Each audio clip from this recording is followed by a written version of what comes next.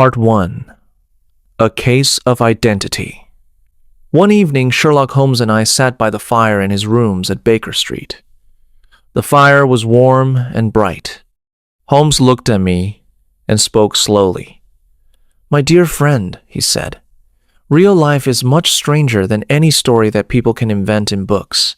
We cannot even imagine the strange things that happen every day around us. These things are normal, but they are very surprising. If we could fly together out of this window, high over the big city of London, and gently open the roofs of the houses, we would see many unusual stories. We would see surprising coincidences. We would see secret plans. We would see people working against each other. We would see long chains of events that continue for many years and lead to very surprising results. All these real stories would make books seem boring and not useful." I listened to Holmes and then answered, "I'm not sure that I agree with you. The stories that we read in the newspapers are usually very simple and ordinary. The police reports show real life, but they are often not interesting and not beautiful." Holmes smiled a little and said, "To make a good, realistic story, you need to choose the right details carefully. The police do not always do this well. They write too much about the boring words of the judge and too little about the small, important details. Believe me, Watson, there is nothing so strange as ordinary, everyday life." I smiled and shook my head.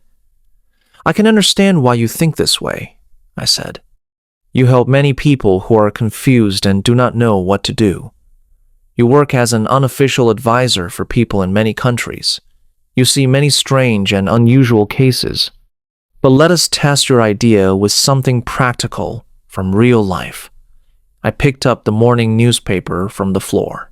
Here is the first story I see. It says, "A husband was cruel to his wife." There are many lines about this story, but I already know what it says without reading it. There is another woman. There is too much drink. There is a push, a blow, a bruise. There is a kind sister or a kind landlady who feels sorry for the wife. Even the worst writer could not invent anything more ordinary than this. Holmes took the newspaper from my hands and looked at it quickly. He smiled and said, "Your example is not a good one for your argument. This is the Dundas separation case. I helped with some small points in this case. The husband did not drink alcohol at all. There was no other woman. The real problem was this. After every meal, he took out his false teeth and threw them at his wife. That is not something that an ordinary story writer would imagine. Take a pinch of snuff, doctor, and agree that I have won this point with your example." Holmes held out his old gold snuff box. There was a beautiful big purple stone in the center of the lid. The box looked very expensive compared to his simple clothes and simple life. I could not stop myself from commenting on it. "Ah," said Holmes, "I forgot that I had not seen you for some weeks. This is a small gift from the King of Bohemia. He gave it to me after I helped him with the papers of Irene Adler." I looked at a bright ring on his finger and asked, "And where did this beautiful ring come from?" "It came from the royal family of Holland," answered Holmes. "But the matter was very delicate. I cannot tell even you the details, my good friend, although you have written about some of my small cases." Then I asked with interest, "Do you have any interesting cases at the moment?" "I have 10 or 12 cases," said Holmes, "but none of them are really exciting. They are important, but not interesting. Usually, the small and unimportant matters give the best chance to observe details and understand why things happen. Big crimes are often simpler because the reason for the crime is obvious. Right now, there is only one rather difficult case from Marseille, but perhaps something better will come very soon. I think one of my clients is coming now." Holmes stood up from his chair. He stood between the curtains and looked down into the quiet gray street of London. I looked over his shoulder. On the opposite pavement stood a large woman. She wore a heavy fur around her neck and a big red feather in her wide hat. The hat was tilted in a fashionable way over her ear. She looked up at our windows in a nervous and hesitating way. Her body moved backward and forward. Her fingers played nervously with the buttons of her gloves. Suddenly, she crossed the road quickly, like a swimmer jumping into cold water. We heard the loud sound of the doorbell. "I have seen these signs before," said Holmes. He threw his cigarette into the fire. When a woman moves from side to side on the pavement, it usually means a problem of the heart. She wants advice, but she's not sure if the matter is too personal to talk about. When a woman has been badly hurt by a man, she does not move like that. Usually, she breaks the bell wire in anger. Here, we have a love matter. The young woman is not angry. She is confused and sad. And now she is coming to us herself to answer our questions. At that moment, there was a knock at the door. The boy in buttons came in and announced Miss Mary Sutherland. The lady herself stood behind the small boy. She looked large, like a big ship behind a small boat.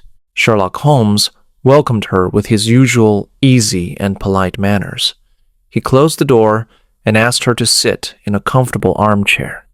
Then he looked at her carefully in his own special way. He said suddenly, "Do you not find it difficult to do so much typewriting with your poor eyesight?" "At first it was difficult," she answered. "But now I know where all the letters are without looking." Then she understood the full meaning of his words. She gave a sudden start and looked up at him with fear and surprise on her kind, round face. "You have heard about me, Mr. Holmes," she cried. "How else could you know that?" "Never mind," said Holmes with a laugh. "It is my business to know such things. Perhaps I have trained myself to see what other people do not notice.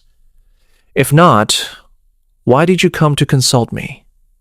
Miss Sutherland began to tell her long story. "I heard about you from Mrs. Etheridge.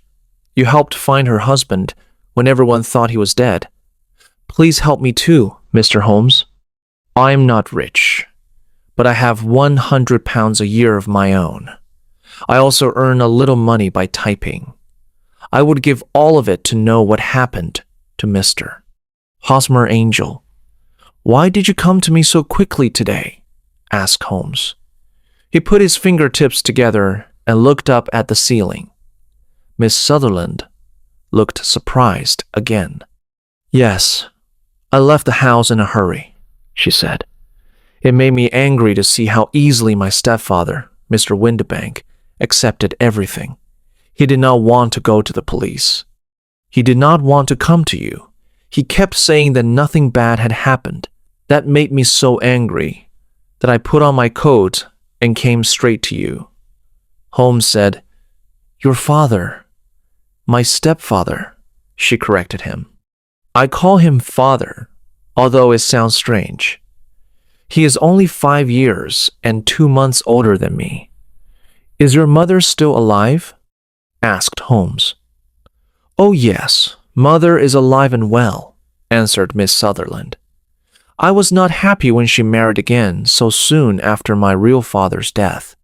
The new husband was almost 15 years younger than her. My father was a plumber in the Tottenham Court Road. He left a good business.